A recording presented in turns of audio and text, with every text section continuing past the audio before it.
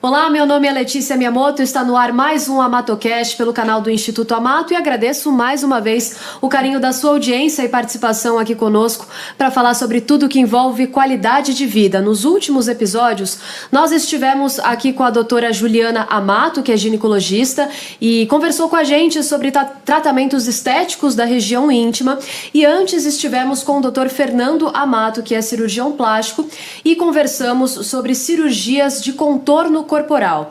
Hoje nós estamos aqui com o Dr. Marcelo Amato, que é neurocirurgião, e nós vamos conversar sobre um tema bastante interessante, que é tudo que envolve hérnia de disco. Bem-vindo mais uma vez, doutor. Obrigado, Letícia. É um prazer estar aqui.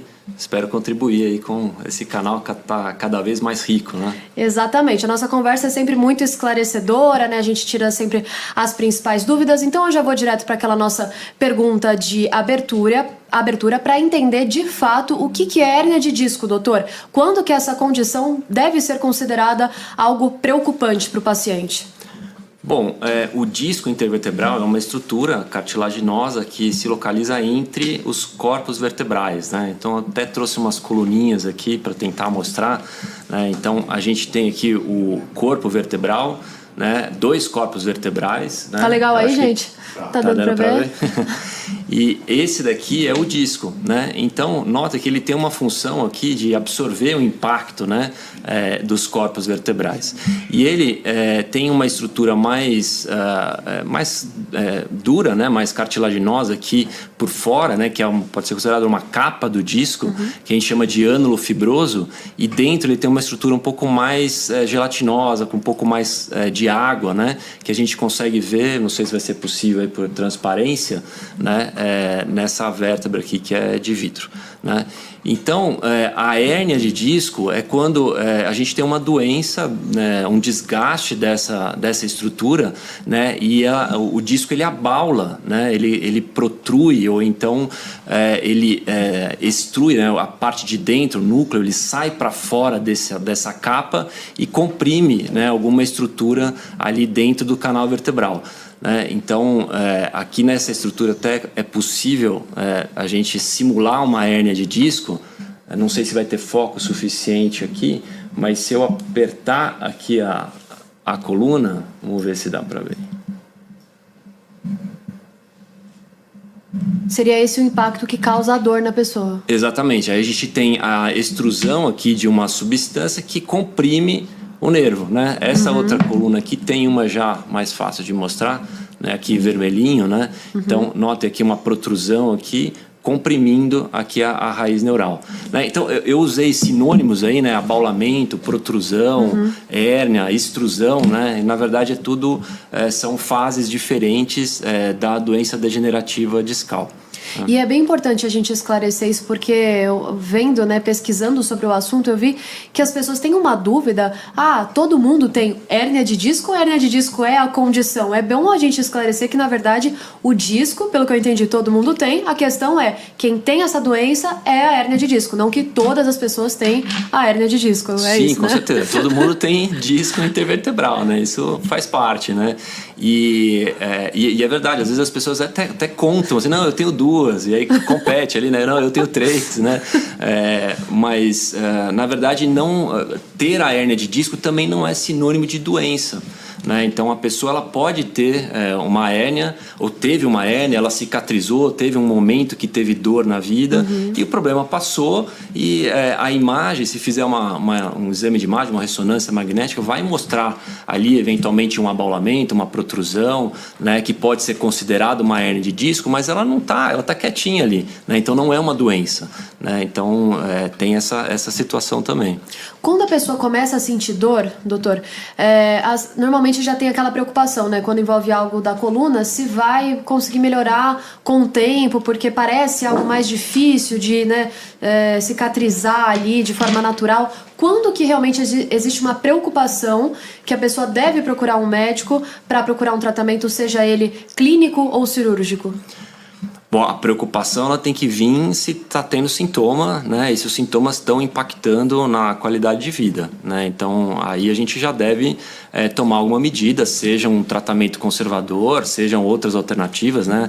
Até os tratamentos cirúrgicos hoje estão cada vez mais modernos e a gente consegue, assim, é muito raro um paciente com hérnia de disco ter um impacto tão grande assim na sua qualidade de vida. Na grande maioria das vezes, os pacientes têm a presença de uma hérnia de disco é compatível com uma qualidade de vida normal, né? Então, se está impactando na qualidade de vida, a gente tem que se preocupar, tem que procurar um especialista para tomar as medidas necessárias e ter uma vida normal. Uma vez a gente comentou aqui no outro episódio, né, sobre até outro assunto, mas era importante a gente explicar por que a gente está falando de hérnia de disco e por que a gente trouxe um especialista, no caso a sua especialidade, né, que é neurocirurgião. Normalmente essa condição pode afetar alguma questão cerebral, por isso que existe esse tratamento relacionado à neurocirurgia? Não, a neurocirurgia, ela trata do sistema nervoso, né? Então, o sistema nervoso, ele compreende o cérebro, a medula, as raízes neurais, né? Então, nessa estrutura aqui, a gente pode ver uma parte da medula, né, que passa no meio da coluna vertebral e as raízes neurais. Então, tudo isso é campo de atuação do neurocirurgião, tá? Então, por isso, a hérnia de disco não vai atingir o cérebro, tá? Então, isso já está num outro compartimento, né, do nosso corpo, não tem esse risco. É mais por conta desse comprometimento das raízes neurais e da medula, que fazem parte do sistema nervoso e estão dentro da coluna, né?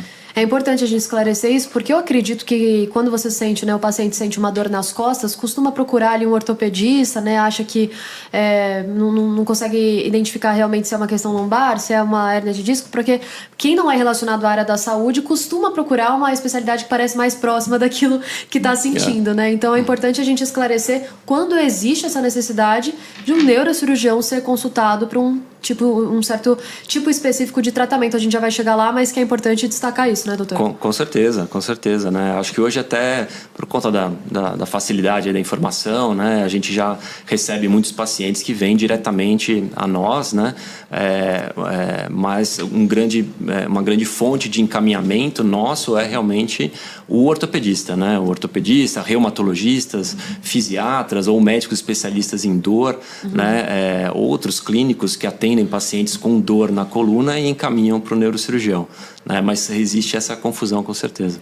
E quais são as causas dessa condição, doutor? A gente está cada vez mais comum, inclusive, ver pacientes mais novos que falam que estão com esse problema da hérnia de disco, né? Então, não é só a questão de idade, existe algo genético que pode influenciar? O que a gente pode levar como fator? A hérnia de disco, a causa ela é multifatorial, né? Existe um componente genético, então a coluna que a gente herda, né, dos nossos pais, né, ela pode ter uma predisposição maior a sofrer um desgaste, uma hérnia ou outras doenças aí da coluna. Então, o fator genético ele é importante. Mas eu considero o principal fator a forma como a gente usa a coluna, né? Então, se a coluna é utilizada de forma inadequada, pode ser que apareça um problema aí nessa articulação, né? Assim como outras articulações do corpo, né? Se a gente tem uma sobrecarga, né, no joelho, né, por excesso de trabalho, de esporte, alguma coisa, né, o joelho vai sofrer e a coluna não é muito diferente, né? Então, movimentos que a gente faça de forma inadequada vão machucando o disco, né? Agora, o disco é uma estrutura, né, forte, ele aguenta o tranco, né? Não é um movimento errado que vai dar um problema. Geralmente é uma sequência, são semanas, meses, anos aí de uso inadequado daquela articulação. O disco ele vai sofrendo até o momento que aparece um problema, né, e que pode ser traduzido aí como por uma hérnia de disco, uma protrusão, né? Mas geralmente é mais devagar, né? Existem causas mais agudas de hérnia, num movimento brusco, num acidente de carro, por exemplo, isso pode acontecer, né? Uma hérnia de disco extrusa aguda, mas o mais comum é o que o paciente vem fazendo, né? O que a pessoa vem fazendo no dia a dia. Pela repetição mesmo daquilo. Pela repetição. Por isso que postura é uma coisa que a gente, né, tá sempre martelando, né? Porque se a gente tem uma postura inadequada, aquelas articulações elas estão sofrendo de forma constante por muito tempo, né? Durante postura de trabalho ou postura, né, para um exercício físico, né? Se é feito de forma inadequada uma vez, o disco ele aguenta. Mas fazendo aquilo continuamente por várias vezes, o disco vai sofrendo até o momento que pode aparecer a hernia de disco. E alguns sinais de alerta podem fazer com que essa condição não apareça de fato? Então a pessoa começou a sentir uma dor, um incômodo, e percebeu que está fazendo um movimento errado, que está fazendo algum tipo de exercício que tem causado ali, né, com constância isso, pode mudar aquele comportamento e fazer com que a hérnia não apareça de fato. Com certeza. Então, por isso que é o que a gente conversou aí no começo, né? Qualquer sintoma, qualquer incômodo que esteja interferindo, né? Que esteja prejudicando o paciente, vale a pena procurar ajuda, porque se a gente consegue atuar ali no início do problema, a gente pode evitar situações mais graves, né? Então, se a gente tem o problema é apenas dor, né? Geralmente a gente está num momento bom para atuar, porque a dor é um sinal de alerta do nosso corpo falando, opa, peraí, tem alguma coisa errada, vamos ver o que é. Quando a gente tem uma hérnia que já está comprimindo o nervo de uma forma, né, mais grave, a gente vai ter algum comprometimento funcional, algum comprometimento neural, né, como perda de força, perda de sensibilidade no território daquele nervo, né, e além da dor, né, e tem pacientes que são muito tolerantes à dor e muitas vezes chegam para a gente não se queixando de dor, mas queixando porque o pé está fraco, o pé está dormente, né? E às vezes já é uma situação mais grave porque houve uma negligência ou até mesmo porque aquela pessoa, o sistema de alerta, né, não foi tão eficaz em mostrar o problema antes, né? Mas isso é menos frequente. Geralmente o paciente vem com dor antes, né? E a dor que preocupa é a dor na coluna, né, principalmente com irradiação para o membro. Então, se a gente está falando de uma hernia de disco na coluna lombar, é uma dor na lombar que irradia para a perna. Na coluna cervical, uma dor na coluna cervical, no pescoço, que irradia para o braço, né? Ou uma dor muito intensa, né? Mesmo que seja só na coluna, mas uma dor muito intensa. Ou uma dor que o paciente toma um remédio um dia, de repente está tendo que tomar todo dia ali, várias vezes na semana, medicamento, também podem estar relacionados a um problema mais grave. E quando que essa doença, o problema costuma aparecer, né? Mais homens, mulheres, tem uma faixa etária também que a gente pode afirmar que costuma ser mais frequente? Como que isso aparece? Os livros antigos mostravam entre 35 e 55 anos uma faixa etária mais predisposta aí a esse problema, né? Mas hoje realmente a gente vê hérnia de disco em jovens, adolescentes às vezes, né? Certamente está relacionado à mudança de hábitos de vida, né? Mais sedentarismo, muito tempo sentado, né? E a ausência de atividade física, às vezes atividade física em excesso ou de forma errada, né? Então existe a gente pode ver tanto em adolescentes quanto em idosos, né? No idoso, geralmente a hernia de disco está associada a outros problemas, né? Desgastes, artroses, né? Um pouco mais avançadas da coluna, mas também é possível o idoso ter uma hernia de disco simples, né? Também é possível acontecer. Gestante, pessoa com sobrepeso, isso tudo tem relação também com forçar ali, né? Aquilo que a gente disse. A gestante é interessante, ela tem um fator protetor hormonal, né? E não é incomum a gente ver pacientes que têm dor na coluna, né, e trabalham, fazem um tratamento conservador, de repente engravidam e a dor some. Né? Então, não é tão comum a gente ter hernia de disco em gestante, mas acontece e é uma situação que limita muito a gente a questão do que pode ser feito, né? Então, medicamentos, mesmo procedimentos, né? Mas eu já tive que, inclusive, operar uma gestante, né, por uma situação grave de hernia de disco durante a gestação. Mas é mais raro, tá? Geralmente, a gestante tem um fator protetor. E a obesidade é interessante, né? Sim, a obesidade, né? Sim, é muita carga a mais para a coluna, principalmente lombar, né? Vai forçar mais as articulações, e essas articulações podem se desgastar e podem acabar evoluindo para uma hernia de disco. Mas não é um tipo muito frequente no consultório, o obeso, né? Geralmente a gente vê muito paciente que perde peso muito rápido, eles acabam sofrendo mais. E até falam isso, poxa, eu estava 30 quilos acima, nunca tive problema na coluna. Aí fiz uma dieta, emagreci 30 quilos e agora estou com problema. Então, assim, se a pessoa tem uma musculatura, uma estrutura muscular forte que consiga sustentar, né, o seu peso, né, e uma boa postura, uma boa consciência corporal para o funcionamento da sua coluna lombar, a coluna, os discos aguentam esse sobrepeso da obesidade. Mas se a pessoa tem uma musculatura incapaz, e é isso que acontece, né? Quando o obeso ele perde peso muito rápido, ele perde musculatura muito rápido também. E às vezes é aí que começa o problema. Mas sim, né, muitas vezes se a pessoa tem dor, né, e está com sobrepeso, a gente tem que trabalhar isso também, porque é carga em cima da coluna. É importante avaliar o conjunto, né, então, do que a pessoa está vivendo ali. E entre homens e mulheres é a mesma condição, né? Tanto homem como mulher, se tiver um hábito ruim, isso pode ser causado. Sim, não tem... Nenhum tipo de diferença entre sexos. Não tem diferença entre sexos. Beleza. Agora a questão de tipos de hérnia de disco. São 3 principais. Qual que é a diferença entre elas? Como que funciona isso? Eu fiz uma breve pesquisa aqui antes do nosso episódio. Difícil explicar, né, cada um, mas protusas, é isso? Extrusas e sequestradas. Como que funciona? Sim, então existem terminologias diferentes, né, que são usadas, né, como a gente já pincelou um pouco sobre esse assunto, mas o abaulamento, né, seria um leve abaulamento do disco aqui, né, sem um ponto maior desse abaulamento, né? Ele não está mais no centro, não está mais de um lado, não está mais do outro. É um abaulamento homogêneo ali. Então, e geralmente isso é muito difícil, tá? A pessoa chegar ali aos 30, 40 anos não ter nenhum disco com pequeno abaulamento, né? Então é difícil dar sintoma, tá? Isso pode acontecer. Existe uma outra categoria aí de dor que a gente chama de dor discogênica, né? Que a pessoa não tem hernia de disco, mas tem dor proveniente do disco. A gente pode conversar um pouquinho mais sobre isso também. Mas seria o abaulamento, seria uma fase inicial, né, estaria relacionada a uma fase inicial de desgaste desse disco. E aí a gente tem as protrusões, que é um abaulamento, né, um pouquinho maior do disco, da capa do disco, né, dessa parte de fora, né, que é o ânulo fibroso. Ele pode abaular um pouquinho mais para o lado direito ou esquerdo e aí começar a incomodar um pouquinho a estrutura neural, né, mas ainda não houve saída, né, do núcleo para fora dessa estrutura, né? Então, desses casos a gente chama de protrusão.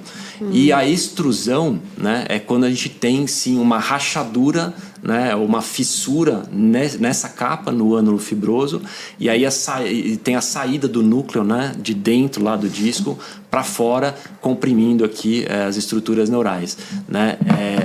A questão de ser sequestrado já é uma classificação um pouquinho mais avançada, digamos técnica. Assim. Mais técnica.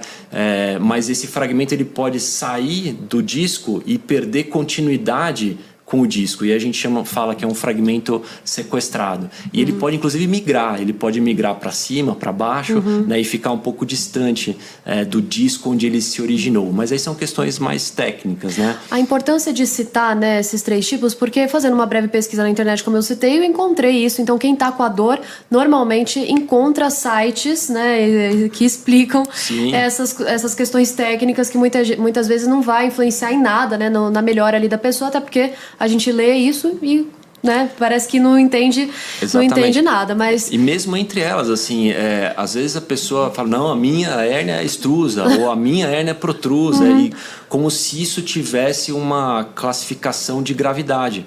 Mas esse ponto é muito interessante, né, da gente esclarecer, porque não tem, né, a hérnia extrusa, né, que parece que ela está na categoria como pior, né, mas por ser um fragmento mole, né, e a gente também chama de hérnia de disco mole, né, muitas vezes ele absorve sozinho, né, e já é sabido que, né, 80% das hérnias de disco melhoram, né, com tratamento clínico, sem necessidade de intervenção nenhuma, né, e essas hérnias extrusas, né, tem gente que coloca coloca até na internet, vê, minha hérnia sumiu.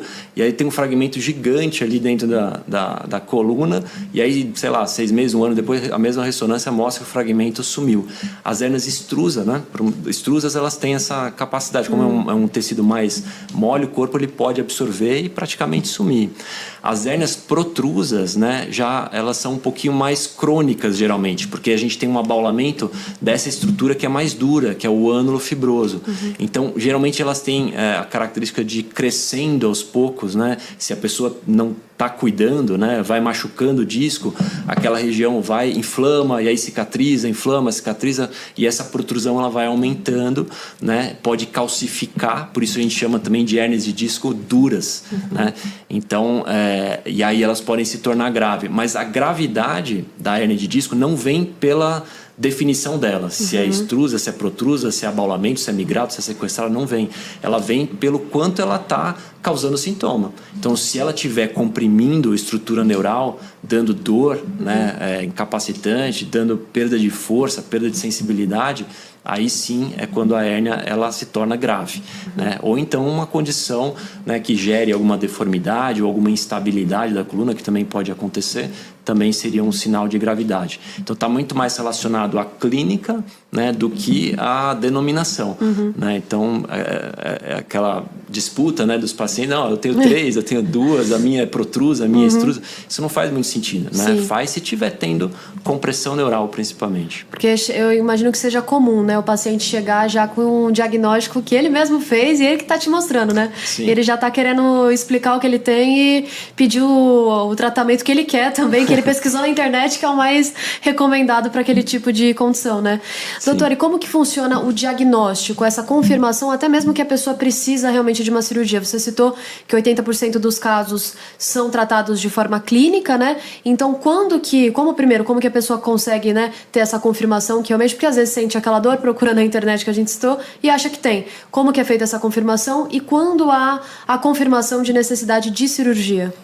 Perfeito. Bom, a confirmação vem inicialmente pelos sinais de alerta, né? Se a gente tem um comprometimento neural, esses sintomas, né? Perda de força, né? Ou perda de sensibilidade, geralmente o paciente percebe isso como o pé, né, se for a hérnia lombar, né, ele vai perceber o pé fraco, ou a perna fraca, ou a perna dormente, ou formigando, né, ou uma dor tipo choque, né, que irradia ali para a perna, para o pé, né. Esses são sinais que mostram que ele precisa de uma avaliação de um especialista, né. Então, aí o neurocirurgião ele faz uma avaliação clínica, identifica no seu exame físico, né, e nesses casos o exame físico ele é muito importante para a gente definir se tem de fato um comprometimento neural, né, e qual a gravidade desse comprometimento neural. Às vezes o paciente está percebendo que o pé está fraco, né, mas quanto está fraco, né? Ele está plégico, o pé não mexe, né? É uma situação.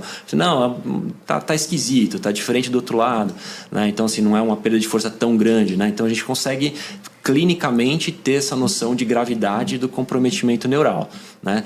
E a confirmação vem, lógico, com os exames de imagem, né? Hoje a ressonância magnética ela é perfeita, ela mostra muitos detalhes para a gente, tanto da hérnia, o tipo de hérnia, como que essa hérnia está, né? Como que está o nervo lá dentro da coluna, o quanto que ele está comprometido, né? Então isso a gente consegue ver pela ressonância magnética. Algumas situações a gente fica na dúvida, né? E a gente utiliza outros exames, né? A eletroneuromiografia é um teste, é um exame funcional feito por um neurologista ou um neurofisiologista que consegue determinar para a gente o quanto que esse nervo está comprometido, né? Então, com isso a gente consegue, né? Geralmente são poucos exames que a gente precisa, a gente consegue fechar o diagnóstico e eventualmente indicar ou não uma cirurgia, tá? E aí, se a dor ela está melhorando, né, e a perda de função neural é muito leve e a gente nota que também já está melhorando, né, geralmente é um paciente que vai responder bem ao tratamento conservador, né? Se a gente está preocupado com a perda de função neuronal, ela está piorando ou ela é muito grave, né, a compressão é muito grande no exame, né, a gente usa diferentes parâmetros para então indicar uma cirurgia, tá? respondi todas as dúvidas iniciais. A dúvida, inclusive, em questão de cirurgia, porque quando as pessoas têm esse diagnóstico, né, ou é recomendada a cirurgia, existe um medo muito grande para quem não é da área da saúde, já fala em cirurgia de hérnia de disco, já todo mundo fica em alerta, porque, inclusive, parece até, não sei se é um mito, né, mas que, sabe, é algo enraizado, assim, que a mãe fala e que a tia fala, que todo mundo da família comenta, que cirurgia na coluna costuma ser algo perigoso, né, arriscado. Existe esse risco mesmo? Qual que é o grau de perigo para isso? Sim, lógico, é uma região muito delicada, né? Então, um acidente, né, numa cirurgia, né, se o cirurgião corta o nervo ali, o nervo para de funcionar. Né? Então, a gente mexe perto de estruturas muito delicadas. E no passado, realmente existiam, né, casos trágicos, né? E são pacientes que muitas vezes estão aí ainda, né? Vivendo, né? Com algumas limitações por conta do que aconteceu na cirurgia, né? Então, essa preocupação era totalmente compreensível. Mas realmente houve um avanço muito grande na segurança da cirurgia da coluna, né?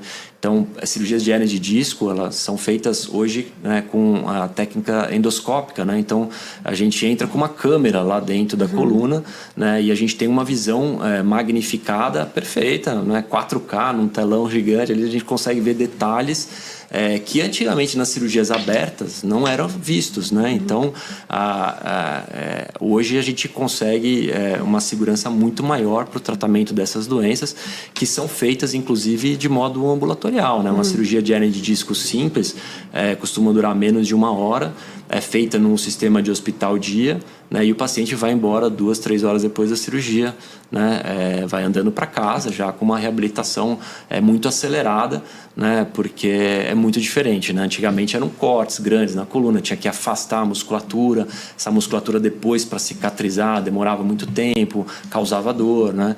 E hoje o corte para introdução do endoscópio ele é em torno de 7, 8 milímetros, né? Então é como se fosse uma caneta, né, que é colocada e a fibra muscular é divulsionada e aí a gente consegue colocar a câmera e os instrumentais lá dentro e mexer só onde precisa, né? Então a recuperação no pós ela é muito mais rápida, né?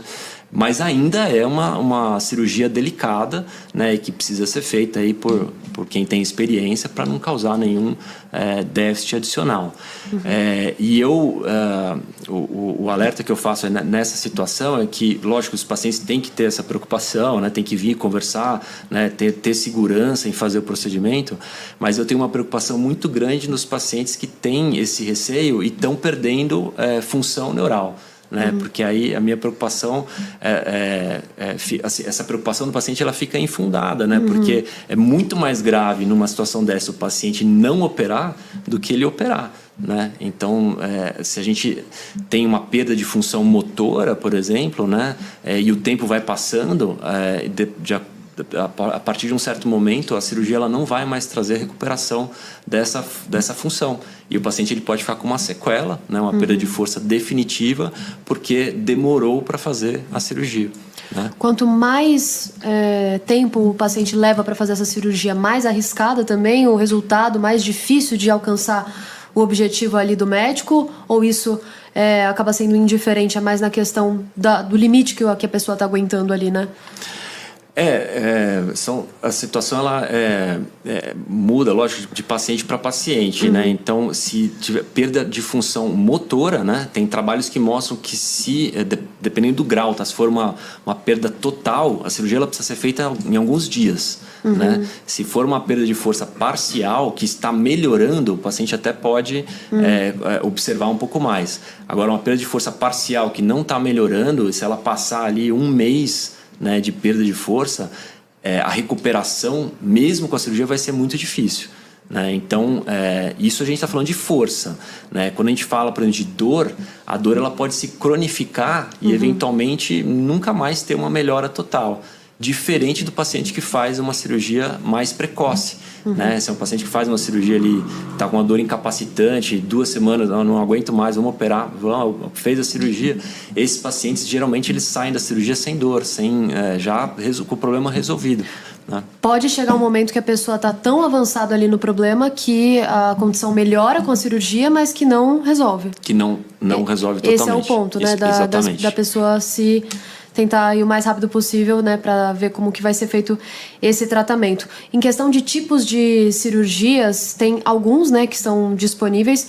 Isso é a questão da nova tecnologia, que até você citou que é algo que traz essa segurança maior, né, para o médico. Uma vez a gente já comentou aqui em outros episódios também, até com outros especialistas que vieram, que muitos médicos, quando algo novo surge no mercado, né, como uma nova tecnologia para a cirurgia, deixa de lado as outras opções justamente para trazer essa segurança, tanto para o paciente como para o próprio profissional. Como que é para você isso? Tem várias opções? É um tipo de tratamento cirúrgico que você opera? Como que funciona? Sim. Não, a gente tem que fazer o que o paciente precisa, né? Então, esse é até é bem interessante essa sua pergunta, porque existe uma preocupação, né, até entre os especialistas e também entre os pacientes, né, de um médico que faça só um tipo de cirurgia. E aí aquele médico ele pode tentar encaixar todos os problemas numa cirurgia só, né? Então isso não é, essa estratégia não é interessante. O cirurgião ele precisa estar habilitado e ter conhecimento de todas as técnicas existentes para o tratamento da doença que ele se propõe a tratar. Tá? Então, hoje, né, falei um pouco mais aí da cirurgia por vídeo, né, da endoscopia de coluna, porque é a técnica hoje mais moderna que nos traz a possibilidade de tratar diversos tipos de hérnias de disco, né, de uma forma eficaz e muito segura. É a mais comum. É uma técnica nova, né? Ela está aqui no Brasil há pouco mais de 10 anos, né? E então, não sei se eu posso dizer que é mais comum, porque existem muitos cirurgiões que não estão capacitados a realizar a endoscopia e que ainda realizam técnicas alternativas, mas que também são muito bem sucedidas, né? Com algumas diferenças aí das técnicas, mas que funcionam. Mas existe além da endoscopia, né, existem outras formas de a gente tratar hérnia de disco. Por exemplo, né, existe a artrodese da coluna, que é uma cirurgia que a gente faz, né, com a colocação de parafusos, né, e no local do disco a gente coloca um dispositivo aqui, né, que é um cage, né, é um calço que vai entre uma vértebra e outra. Essa é uma técnica, né, que já foi muito realizada mesmo para hérnias de disco, né, mas que ela seria hoje considerada para a hérnia de disco a última opção, né, porque é uma cirurgia que trava, né, o segmento da coluna. Esse segmento ele está travado, então ele não vai mais dar problema, aqui não vai mais ter hérnia, esse disco não vai mais desgastar porque ele está travado. Só que ele acaba sobrecarregando os níveis adjacentes. Então eu posso ter uma hérnia, né, no futuro no nível de cima ou no nível de baixo, porque são segmentos que estão sobrecarregados, já que eu tive que estabilizar um segmento, né? Mas às vezes a gente precisa usar. Se essa hérnia ela estiver associada a alguma instabilidade ou se foi uma recidiva, um segmento que já teve 3 recidivas de hérnia, né? Tem uma situação que a gente fala, não, agora não adianta mais fazer endoscopia, a gente tem que partir para uma alternativa um pouquinho mais agressiva, digamos assim, né? Que hoje a gente também faz essa cirurgia de forma minimamente invasiva, né? Com parafusos percutâneos que são colocados sem precisar divulsionar muita musculatura. Então, é uma técnica que avançou muito também, mas que a gente não tem necessidade de usar de rotina para hérnia de disco. Existem também as infiltrações e os bloqueios, né, que são feitos, né, e eu queria até alertar um pouquinho sobre esse procedimento. Ele é muito interessante para ajudar no controle de dor. Tá? Então, se o paciente tem uma hérnia de disco, está causando dor, não está no momento de operar, mas as medicações não estão ajudando, né? Ou está precisando tomar uma medicação muito forte e está tendo efeito colateral por conta disso, as infiltrações e os bloqueios são uma boa alternativa. Mas eu tenho uma preocupação quando existe um comprometimento neural. Então, se a gente tem o nervo, ele está muito comprimido, está causando alguma disfunção neural. A dor que está vindo dali é um alerta para o problema. eu vou lá e faço um procedimento que eu vou tirar o alerta, igual assim, a casa está pegando fogo, eu vou lá e desligo o alarme de incêndio. Né? Sim. Então, lógico, a infiltração e bloqueio pode ser usado, né? A gente usa em diferentes situações, mas se tem um comprometimento neural, tem que ter muita cautela e geralmente a gente não indica. Aí a cirurgia é a opção melhor, né? E existe um outro procedimento que é a artroplastia, né? Que é o disco artificial, que também está aí disponível para todo mundo pesquisar, então vale a pena a gente comentar um pouco, né? O disco artificial já é uma situação que a gente mantém a estabilidade, mantém a funcionalidade do segmento, não precisa colocar parafuso, a gente precisa tirar o disco que está com defeito aqui e coloca uma prótese móvel, né? Então isso já é conhecido em outras articulações, prótese de quadril, prótese de joelho, na coluna também tem prótese móvel, né? Que permite a função daquele segmento, né? Também não é uma cirurgia que é indicada de forma inicial. Geralmente são pacientes que já passaram por bloqueios, eventualmente uma endoscopia, um vídeo e continuam tendo problema, né? E é um bom candidato à artroplastia, né? Ele pode é uma opção que existe também hoje para resolver esse problema. Quando você diz que o paciente voltou a ter o problema, né, imagino que isso seja uma dúvida também bastante comum, porque quando a pessoa se submete a uma cirurgia, ela pensa que aquilo vai ser algo para a vida, né, eterno, não vai precisar passar de novo pelaquela mesma situação. Então, algumas cirurgias as pessoas podem voltar a sentir a dor. Como que isso funciona? Costuma acontecer isso ou não? Tem um prazo para ver se a pessoa vai parar de sentir a dor? Um prazo que isso costuma voltar a aparecer? Como que funciona, doutor? Perfeito. Essa pergunta é muito boa, né? E porque a hérnia de disco, né, é um problema, como a gente vem falando aqui, multifatorial, né? Ele tem esse cunho degenerativo, né? Então, assim, as células que se degeneram, que se desgastam, elas não vão voltar a ser células normais e a cirurgia não tem esse poder, né, de ir lá e, né, colocar um disco novo, natural, né? A cirurgia não faz isso. A cirurgia, ela tira a compressão do nervo, ela tira a causa da dor, né? Ela pode tirar outras causas da dor, né? Como eu falei, às vezes o disco por si só ele pode doer e a cirurgia ajuda nisso também, né? Mas o disco ele vai continuar, né, com aquele nível de desgaste, né? E eventualmente até um pouco maior, porque a cirurgia em si, por menos agressiva que seja, ela é uma agressão ali para a estrutura, né? Então, a cirurgia geralmente é a primeira fase para melhora total do paciente, né? Para tirar aquela dor inicial. Eu costumo dizer para o paciente que a minha função é devolver o paciente para condições de fazer exercício físico, né? Que eu acredito, né, que a atividade física, a educação postural, isso sim é um tratamento a médio e longo prazo para o problema da hérnia de disco ou para a doença degenerativa da coluna. Então, o paciente fez a cirurgia, vai ter uma fase ali de cicatrização, que geralmente demora de 2 a 6 semanas. O disco ele vai cicatrizar e aí o paciente ele precisa começar a fazer coisas que vão melhorar a saúde da coluna. Tentar identificar o que causou aquela hérnia inicialmente, foi postura, foi exercício mal realizado ou falta de exercício, né? E aí vai precisar começar um trabalho para não acontecer novamente. Se esse trabalho não for feito, a chance de acontecer em alguém que já teve é muito maior do que em alguém que não teve, né? Então, o problema ele pode vir no mesmo disco, a pessoa pode ter uma hérnia de disco, uma recidiva de hérnia, que a gente chama, né? E pode ter problemas em outros discos também. Tá? A recidiva de hérnia ela não é tão comum, gira em torno de 5 a 10% dos casos, né, operados, e nem todos esses casos precisam, né, quando a hérnia é recidiva, nem todos precisam de uma nova cirurgia.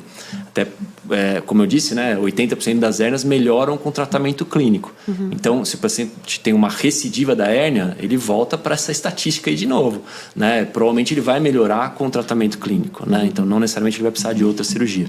Mas o paciente precisa ter essa consciência, né, de procurar, né, as causas, né, o que causou nele aquela doença para correr atrás e conseguir evitar um problema maior depois, né? E um outro dado que eu queria falar também, assim, às vezes a dor na coluna ela pode ser um problema mais complexo e não está envolvida só com uma estrutura, uma hérnia de disco, por exemplo, né? podem ter outros fatores, principalmente quando é uma dor crônica, né? E entre esses fatores estão aí outras disfunções, né, de outras articulações, um comprometimento muscular, né, então contraturas musculares, pacientes que às vezes têm hábitos de exercício errado, né, com encurtamentos musculares, ou então associado à depressão, né, pacientes muito depressivos ou muito ansiosos, eles têm uma chance de evoluir para dor crônica maior, e às vezes aparece uma hérnia também que piora a situação, né? Está causando dor, mas aí o paciente opera a hérnia e não melhora totalmente, porque ele ainda está com depressão, ainda está com ansiedade, então ele precisa de um tratamento multidisciplinar, né? Para resolver essas outras questões que estão no entorno aí da hérnia de disco, né? E a cirurgia da hérnia também, tem paciente que é muito preocupado, geralmente esse perfil mais ansioso, né? É muito preocupado com a estética do disco. Então, e vem até na consulta e, não, mas aqui a minha protrusão está aqui e tal, e a cirurgia vai melhorar essa protrusão. Você olha, a cirurgia ela vai descomprimir o nervo, mas essa protrusão não necessariamente ela vai sair, né? Então, às vezes, o paciente busca isso, né? Ele quer que o disco volte ao normal. Isso, né, nenhuma cirurgia é capaz de fazer isso, né? A cirurgia ela é capaz de melhorar a dor, né? Trazer um alívio para o paciente depois fazer a sua parte ali e ter uma boa qualidade de vida, né? Teve a protusão, aquilo não tem como retornar, ou existe a possibilidade daquilo ficar mais normal dentro do estético ali? Então, essa não é uma preocupação que a gente tem, porque se o paciente ele tem a protrusão, mas ele não tem dor, não tem comprometimento funcional por conta daquela protrusão, não vai fazer a cirurgia, ele não precisa nem de cirurgia. Mas às vezes acontece isso, o paciente tem uma protrusão, tem uma hérnia, tem uma compressão, né? Ele resolve a compressão, né, na cirurgia, mas aí ele faz uma ressonância depois por algum motivo, mas minha protrusão está aí ainda, né? A cirurgia não foi feita, não, mas a sua compressão sumiu, não tem. E até interessante, tem um trabalho que mostra, né, que ressonâncias pós-operatórias, elas feitas de forma muito rápida no pós-operatório, elas mostram protrusões ou massas ali na região operada em mais de 80% dos casos operados, né? Então, isso diminui depois de 3 meses, se essa ressonância é feita depois de 3 meses, isso cai para 30% ou 40%, mas assim, de pacientes assintomáticos, pacientes que fizeram a cirurgia, resolveram, não tem mais sintomas, mas depois de meses ele repete a ressonância, a protrusão está lá, né? Não tem mais aquele volume todo, o nervo está solto, né? Mas tem uma protrusão, né? E os pacientes às vezes ficam, né, me perguntam na internet, então, eu fiz uma cirurgia, minha hérnia está aí ainda. Não, o importante não é a estética não é uma cirurgia plástica do disco, é uma cirurgia para resolver um problema funcional, para descomprimir um nervo, para melhorar, ajudar a melhorar a dor, né? Parte dessa melhora da dor não vem da cirurgia de forma isolada, vem pelo que o paciente vai fazer depois, né? Essa era a minha próxima pergunta, se a melhora da dor depois que a pessoa sai da cirurgia já é algo imediato, né? Porque eu já tive caso próximo a mim de pessoa que estava com uma crise de hérnia de disco e eu consegui perceber que é algo que muito incomoda a pessoa, né? Que é algo desesperador mesmo, que chega a pessoa a ir para o pronto-socorro, né? Quando está em crise, enfim. E isso então com o tempo, né? Que a pessoa tem essa melhora e não é algo imediato ali da dor. Isso é uma outra parte da dúvida, é se a pessoa tá nessa crise de chegar aí pro pronto-socorro, por exemplo, que não tá conseguindo ficar em pé, né, com a dor, não tá conseguindo fazer nenhum tipo de movimento, mesmo que simples, a cirurgia pode ser feita nesse caso ou existe um tratamento prévio para depois a pessoa passar pela cirurgia? Quando tá crítico dessa forma, já consegue realizar o procedimento? Com relação à sua primeira pergunta, né, o paciente ele pode sim ter um alívio imediato da dor, e quanto mais rápido ele fizer a cirurgia, mais rápido vai ser o alívio da dor. Então, pacientes que são operados de forma precoce costumam acordar da cirurgia sem dor nenhuma, né? E é uma cirurgia para o médico, ela é muito gratificante, né? Porque o paciente chega desesperado aqui e acorda Tira zerado. Com a mão aquela frase conhecida. É o que eles falam, né?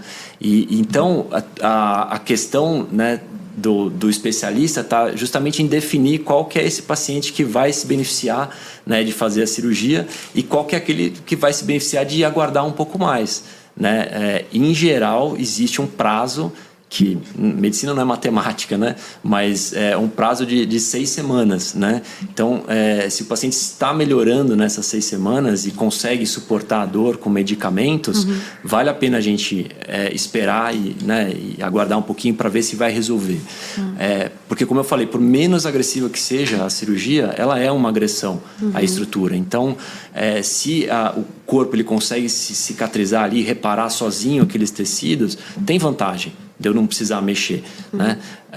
Mas a gente tem essa preocupação, eu não posso deixar o nervo sofrer, né? E aí outra coisa interessante, né? Que a forma mais rápida de se ver livre da dor é com cirurgia, não tem dúvida nenhuma, né? O nervo está apertado, eu solto o nervo, a dor melhora, né?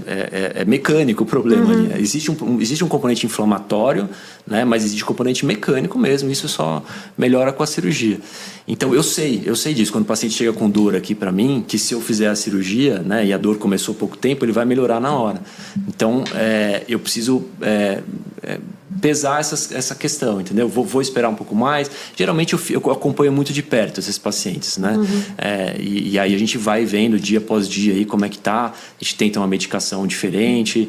Se não tiver comprometimento funcional, tenta um bloqueio para ver se a dor melhora. Não deu certo, aí a gente indica a cirurgia.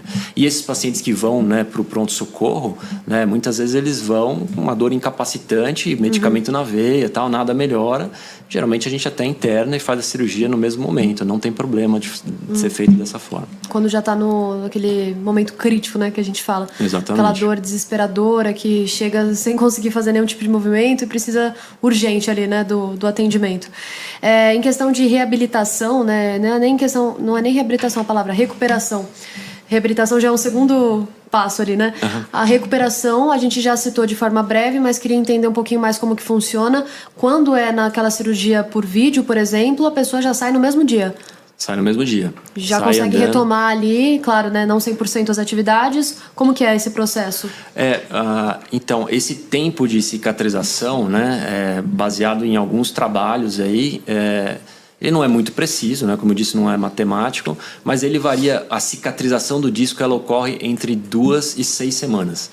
Né? Então eu sei que nesse período, se eu tiver uma sobrecarga nesse disco, eu posso ter uma recidiva da hérnia, né? Eu posso ter alguma dor, né? E às vezes todo aquele período de gratificante ali né, o paciente está super satisfeito com a cirurgia acaba se frustrando um pouco, né? O paciente e o médico. Então por menos invasiva que seja a cirurgia, eu gosto que o paciente respeite ali um prazo, né, de repouso, tá? Então, geralmente 1 semana eu peço para ficar em casa, para realmente evitar esforço, não abaixar para pegar peso, não ficar muito tempo sentado nessa posição 90 graus, porque a carga, né, do nosso corpo está toda em cima ali da coluna. Isso no caso da coluna lombar, né? A cervical é um pouquinho diferente.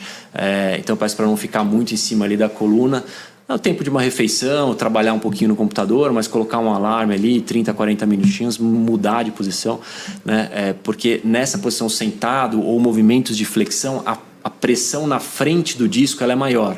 E aí, fazendo uma pressão na frente do disco, eu posso forçar a protrusão ali, né? A região que foi operada, eventualmente um pouco do núcleo do disco que ainda está viável, ainda está sadio, ele pode sair por aquela região do disco que ficou aberta, né? Então eu preciso esperar essa região do disco cicatrizar.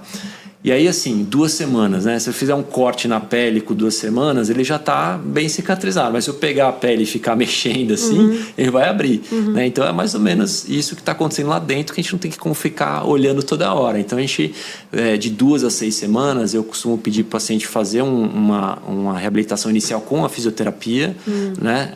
E já algumas atividades da sua rotina já pode voltar, né? Uma caminhada na academia, exercício, por exemplo, se foi cirurgia na lombar, fazer exercício para braço na academia, não vejo problema, né? E retorno ao trabalho, lógico que depende do trabalho. Se for um trabalhador braçal, a gente vai ter que segurar um pouco mais, mas se for trabalho no consultório, escritório, enfim, geralmente com 1 semana após cirurgia já consegue vai de caso retomar. a caso, né? Vai de caso a caso, eu gosto de individualizar bem, porque varia de acordo com a rotina do paciente e também o que a gente encontrou na cirurgia, né? Nesse caso não há necessidade de internação, pelo menos, né? Igual aqui na Amato Clínica Dia, Hospital Dia, então a pessoa faz algumas horas ali e já consegue retornar. Exatamente, não tem necessidade de internação. A grande maioria das hérnias de disco a gente faz nesse sistema de cirurgia ambulatorial. E a anestesia é sempre geral ou pode ser local também? Como que funciona? Porque algumas pessoas têm medo da cirurgia por conta da anestesia, né? Ótima pergunta, né? Depende do local da hérnia. Eu tenho preferência por fazer a cirurgia com anestesia local.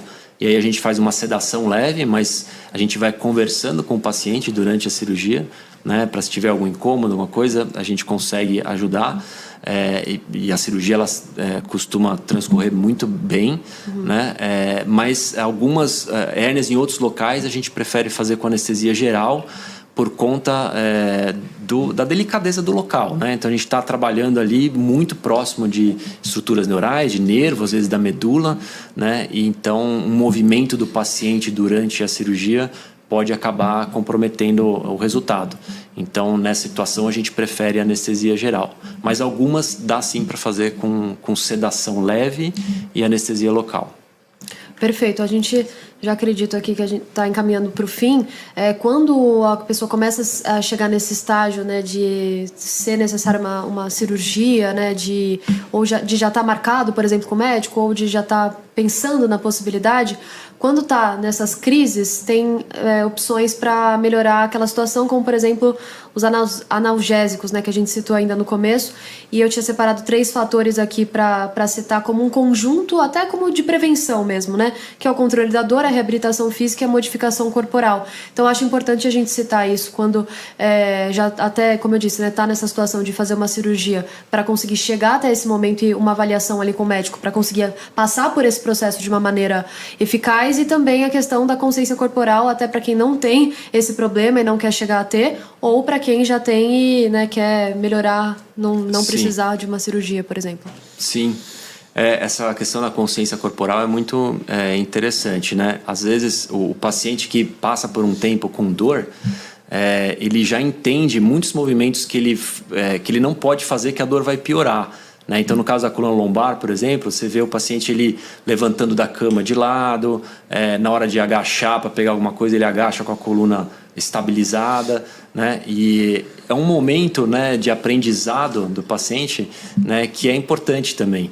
Porque às vezes o paciente que opera muito rápido, ele está com a dor, 2 dias está operando, aí acabou a dor, ele não passou por esse período de aprendizado e de aprendizagem, né? E aí às vezes no pós-operatório ele acaba fazendo algum movimento errado, tal, que pode piorar de novo a situação. Diferente do paciente que fez todo esse preparo antes, né, por conta do tratamento conservador que foi tentado antes, ele já tem isso bem consolidado e ele se protege melhor.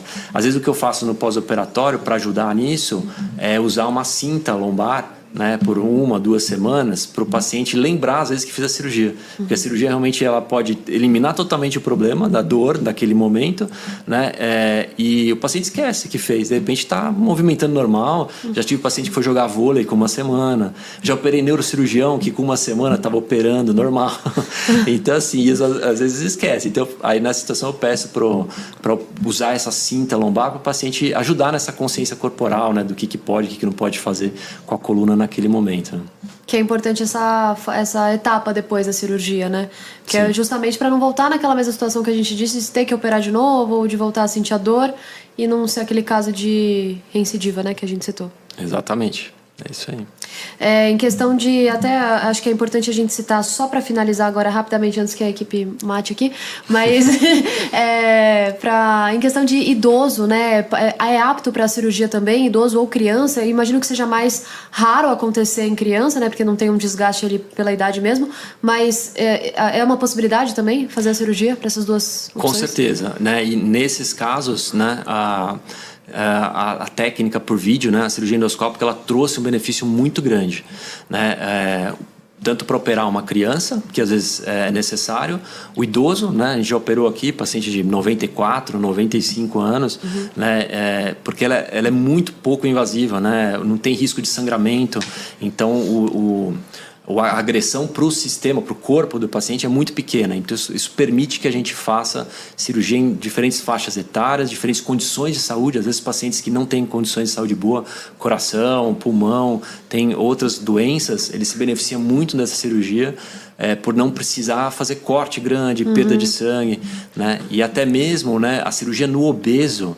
né, o obeso que tem hernia de disco, a cirurgia aberta ela é muito difícil, né, porque o corte ele precisa ser maior, a quantidade de tecido que a gente precisa divulsionar é maior, os instrumentos eles às vezes, então assim, uma cirurgia num obeso às vezes, ela acaba aberta, ela acaba sendo mais agressiva, né, e justamente a pessoa que precisa de uma musculatura boa acaba sofrendo mais com uma cirurgia aberta. Isso não acontece na endoscopia. A cirurgia por vídeo no obeso, o corte é o mesmo tamanho, é tudo igual, porque os instrumentos eles conseguem atravessar todo o tecido adiposo para chegar na coluna, né? Então a cirurgia por vídeo hoje, né, esse avanço trouxe essas facilidades para esses diferentes tipos de pacientes, né?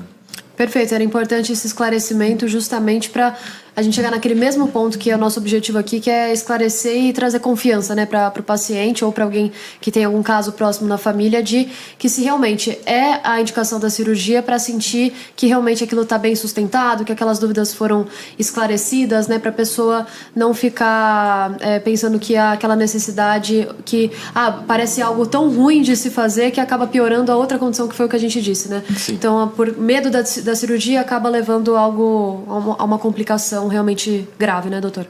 É isso aí. Perfeito. Muito obrigada pela sua participação aqui mais uma vez, doutor. Foi um prazer, eu que agradeço. Como sempre, eu vou pedir para vocês comentarem as dúvidas aqui, sugestões, para a gente trazer novamente o doutor Marcelo aqui no AmatoCast. Então, se deixou algum assunto que vocês pensaram que seria legal comentar aqui com ele, ou alguma dúvida até em relação a esse assunto, manda aqui pra gente, que nas redes sociais também ele está sempre acompanhando, e a gente pode trazer aqui novamente. Muito obrigada pela sua participação e companhia aqui conosco, e aguardo a sua companhia e participação também no próximo episódio. Até mais. Tchau!